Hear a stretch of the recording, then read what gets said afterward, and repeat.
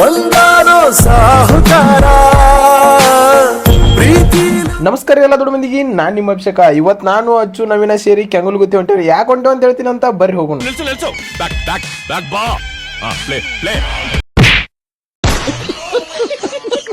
ಅಲ್ಲಿಂದ ಸೀದಾ ನಾವು ಬಂದಿದ್ದೇವಿ ಗಲ್ಗಲಿ ಒಳಗ. ಯಾಕಂತಂದ್ರ ನಮ್ ನವೀನಾಗ ಏನೋ ಎನರ್ಜಿ ಕಾಯಿಲೆ ಆಗೈತಂತ್ರಿಪ್ಪ, ಅದಕ್ಕೆ ಎನರ್ಜಿ ಬರ್ಲಿ ಅಂತಂದ ಪ್ರಿಡಿಯೇಟರ್ ತೊಂದೇವಿ.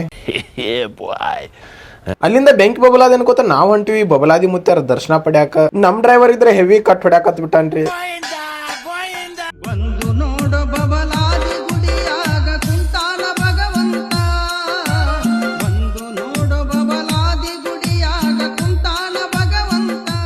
ಅಲ್ಲಿಂದ ಸೀದಾ ನಾವು ಹೊಂಟಿ ಬಿಟ್ಟಿವ್ರಿ ಕೆಂಗಲ್ ಗುತ್ತಿ ಕಡೆ. ಯಾಕಂತಂದ್ರ ನಮ್ ಶ್ರವಣ ದೇವ್ರಿಗೆ ಮಾಡಿದ್ರಿ, ಅದಕ್ಕೆ ಬಂದೇವಿ.